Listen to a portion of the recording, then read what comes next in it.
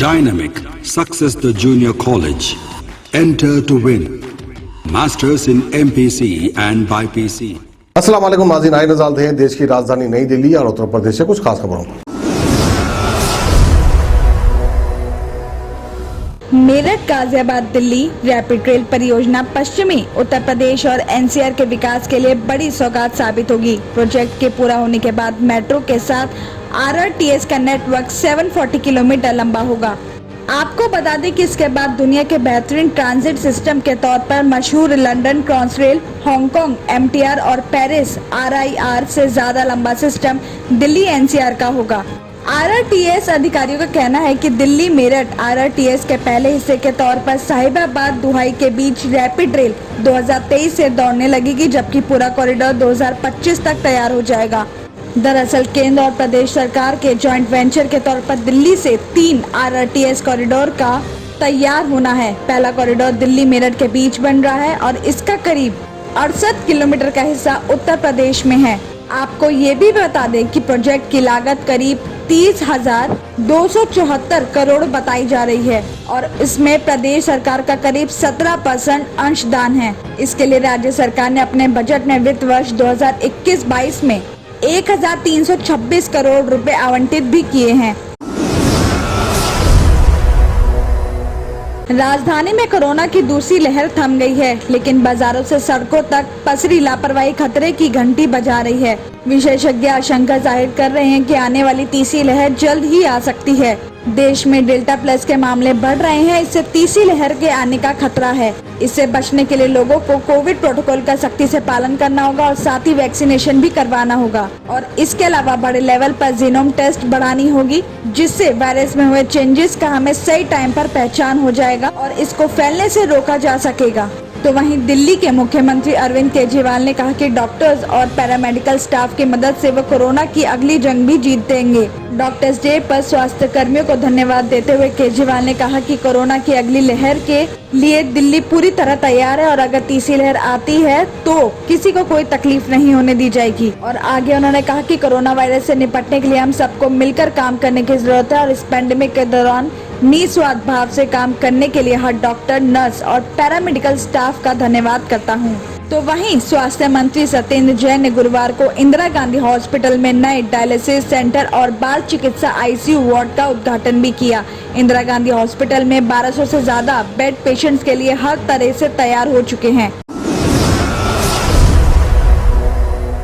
500 से ज्यादा गाड़ियों की ऑन डिमांड चोरी करने वाले कबूतर गिरोह का पर्दाफाश करते हुए उत्तर प्रदेश की गौतम बुद्ध नगर पुलिस ने सरगना के साथ 5 आरोपियों को गिरफ्तार किया है।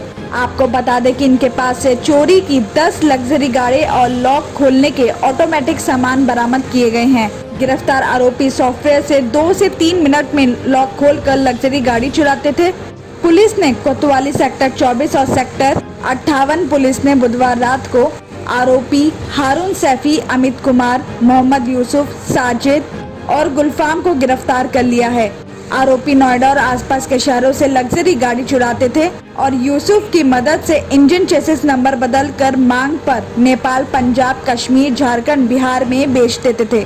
पूछताछ में गिरोह ने बताया कि अब तक 500 से ज्यादा गाड़ियां चुरा चुके हैं और इस गिरोह में 7 आरोपी अभी भी फरार हैं और साथ ही ये भी बताया जा रहा है कि इन सभी आरोपियों पर पहले से ही कई मामले दर्ज हैं और इस गिरोह ने जून में ही 18 लग्जरी गाड़ियां चुराई थी। आरोपी गाड़ी चोरी करने के लिए अलग तरीके के उपकरण का यूज करते थे और चाबी बनाने के लिए उपकरण, स्कैनर, टैबलेट का यूज करके सॉफ्टवेयर से कोडिंग करके नई चाबी तैयार कर लेते थे और फिर आसानी से वारदात को अंजाम देते थे। चोरी की फर्नीचर को 3.5 लाख, इनोवा को 3 लाख, स्कॉर्पियो को 2.5 लाख, स्विफ्ट 70,000, सेंट्रो और ऑल्टो जैसी छोटी गाड़ी को 30 से ज्यादा 50,000 रुपए तक बेचते थे।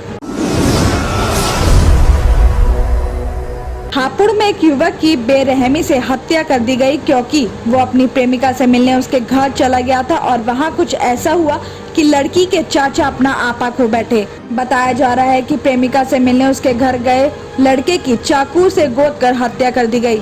बताया जा रहा है कि प्रेमिका से मिलने उसके घर गए लड़के की चाकू से गोद कर हत्या कर दी गई। हाफिजुर थाना क्षेत्र के गाँव झंडा का रहने वाला 27 साल का लड़का गांव की ही एक लड़की से प्रेम प्रसंग चल रहा था। पुलिस के अनुसार बताया जा रहा है कि लड़की से मिलने लड़का उसके घर पहुंचा था, जहां लड़की के चाचा ने दोनों को आपत्तिजनक सिचुएशन में देख लिया और जिसके बाद वो गुस्सा हो गए और अपना आपा खो बैठे। गुस्से में आकर लड़की के चाचा ने चाकू से गोद कर लड़के की हत्या कर दी। इस मामले में पुलिस ने आरोपी को हिरासत में ले लिया है। फिलहाल मामले की जांच की जा रही है।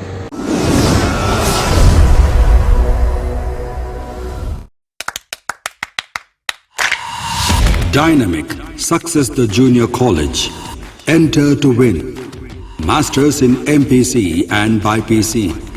Integrated coaching for NEET, IIT, JEE. Separate block for girls. Better coaching, better planning, better environment with better results. Opposite Madanapet Mandi, Saeedabad, Hyderabad. Phone 04029701124. An Institute of Success Schools.